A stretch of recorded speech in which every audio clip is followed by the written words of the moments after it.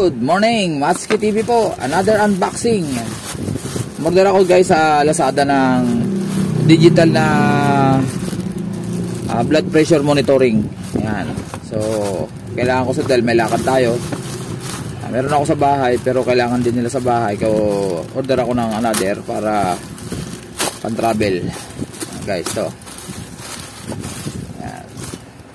Kailangan nating i-monitor lagi ang ating mga blood pressure. Ayan. Buksan natin.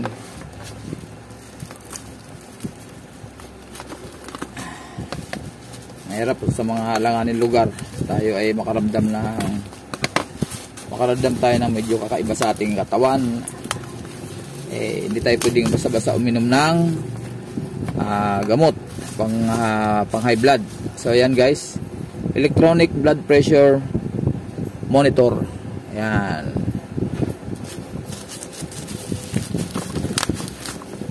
Tingnan natin kung okay. So sa tingin ko mas maliit, mas maganda pang travel. Compact siya. So ayan ang manual. Ayan guys. Ayan. Basahin na lang pag, pero ako sanay naman ako gumamit nito. Yun guys, ito tama-tama lang, maliit. Yan o, buksan natin. Ayun,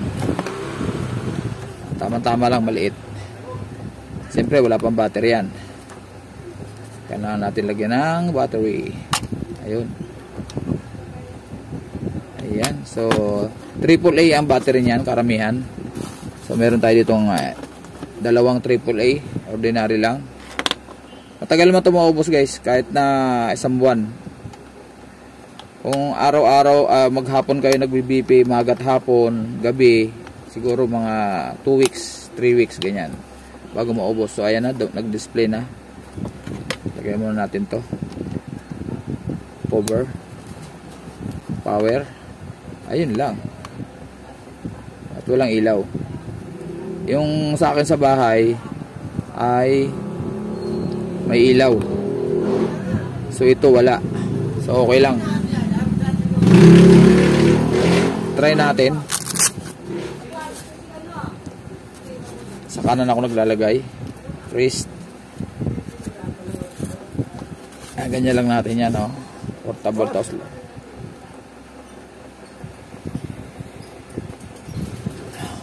So guys, to testingin natin kung normal ba or high blood si Matsuki. Ayan.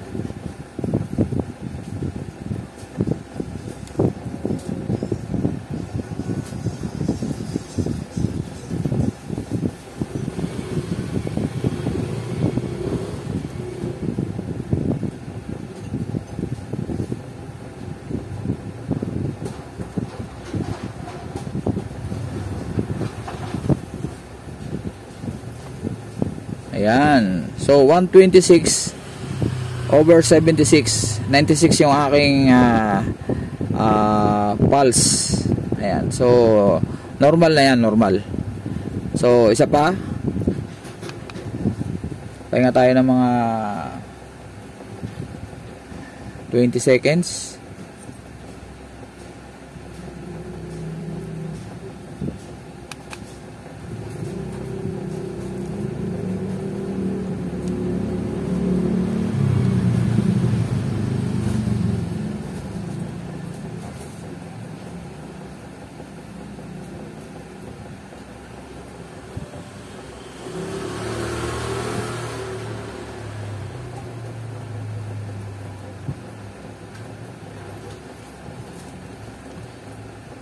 Ayan na. Ayan. So kanina pagdating ko kasi medyo pagod na konti at mataas, 126 over ano. Pero okay na yan. 113.74/99. Mataas lang yung aking pulso, yung aking pintig. Mabilis ang pintig. Ayan. Siyempre in love eh. Systolic 113, diastolic 74. So normal ako dyan sa edad ko 61. Okay? Ayan, kita ba? So ito guys, pwede siyang gamitin kung alam mo low bat. lobat yung anyong AAA na battery, pwede nyo gamitin to na naka-charge. Gamit lang kayo ng charger ng cellphone na micro SD. Ayan. Dito natin saksak ito to. Ayan. Makikita nyo yan, pag binuksan nyo, may power siya. Gagana siya. Ayan o. Ayan, counting na siya. Kita nyo? Ayan o. Patayin ko na. Basta pwede natin gamitin ta kung sakaling pwede natin gamitin siya kung sakaling lalobat yung ating battery na AAA. So, charge nyo sa charger ng Android phone, charger niya. Tapos pag pinindot natin, magkakaroon siya ng power. Wala siyang battery guys, ayan. Yung kagandahan niya. Ayan. Meron pa isang klase na talagang rechargeable siya. Ito kasi, pag nakasalpak lang yung charger, lang siya magpa-power. Hindi siya nagcha-charge. Ayan. Isang try pa tayo. Kanina 113. Ang ano lang sa digital, medyo nagbabago-bago siya. Pero at least may idea tayo kung mataas. Kasi ito naman, pag mataas talaga BP mo, mataas talaga siya. Halimbawa, nag-BP ka ng 160. Tapos magbago ba siya ng konti, bumaba ng konti, mga 145, 150, o kaya tumaas ng bahagya, okay lang yun. At least may idea tayo na mataas. Hindi naman yung nagre-reading ka ng 170, tapos pag reading mo uli 120, hindi ganun. Hindi ganun kababa ang, hindi yung ganun kalaki ang difference. So at least may idea tayo na mataas ang BP natin.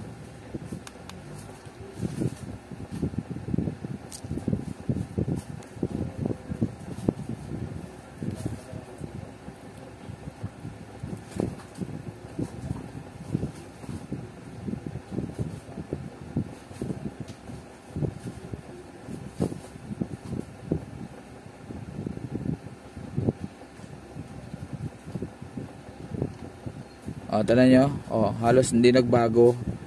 Konting difference lang. Ayan, tama lang yan. Kasi pag mataas ang BP mo, hindi ka magre-read ng ganyan kababa. Automatic yan, mga 140, 150, 160. Tatlong tatlong ganito na nabibili ko. Siguro mga 15 years na akong gumagamit ng digital. So, hindi man siya ganun ka-accurate. Pero at least, lalo pag babiyahe tayo, meron tayong mga gamit guys. May idea tayo. So, kabisado ko na yung digital. Pag naramdaman ko sarili ko na parang kakaiba, magbi-BP ako. Pag mataas, talagang mataas ang reading niya dito. So, magkaroon man difference, okay lang yon. At least may idea kayo na mataas ang BP nyo. Okay guys, maraming salamat. Matsuki TV po.